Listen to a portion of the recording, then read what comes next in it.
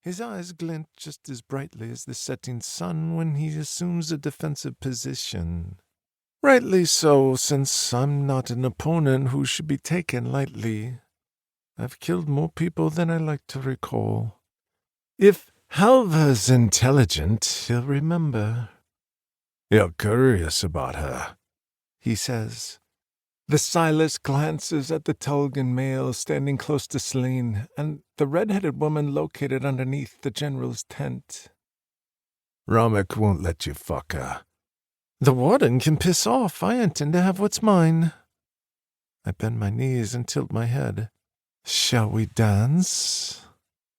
I'm going to enjoy this.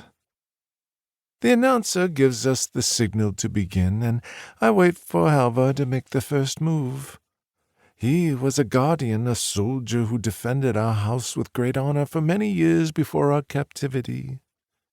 It would be a tragedy to kill him, but I won't accept the kiss of death before my time. The goddess should know better than to welcome me home too soon.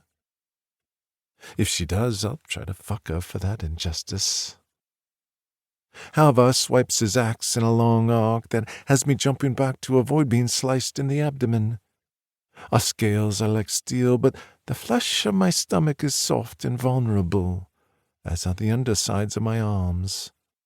Raising my spear, I deflect his next attack. Metal collides with wood. My weapon vibrates with the force of his blow, and I grip my teeth as I maintain my footing, my claws sinking into the warm sand. Nice form, I say, my tone void of the exhaustion creeping along my limbs. Maybe next time you'll actually hit me. If I do, you'll be dead. We push off one another, and I twirl my spear. Halvar's lips thin at the casual movement. Getting under his scales and into his psyche is half the battle. You know what? I ask. What? The Silas inhales a preparatory breath, signaling his intent. I leap into the air as a rushing wind sweeps past me. The head of the axe swings through the space where my legs were a moment ago. I thrust my spear into the ground and waggle my finger at him. Trickster? Next time you won't see it coming. Perhaps, I say. If you want to win, you're going to need to try harder to outwit me.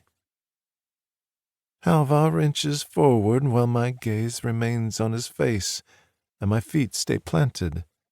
The distance between us slowly disappears as we both search for an opening, a weakness to exploit.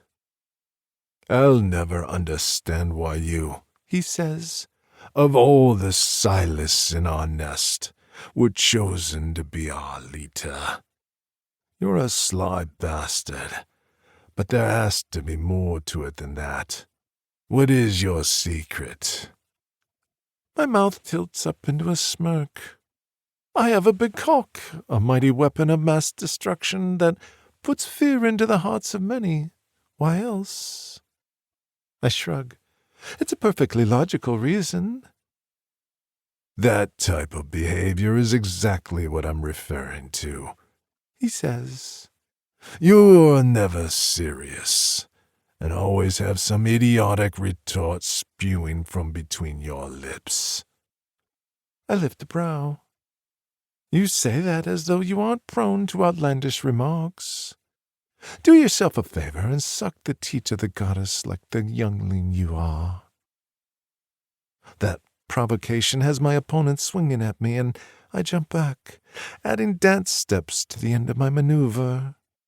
I should twirl next. That absurdity might send him over the edge.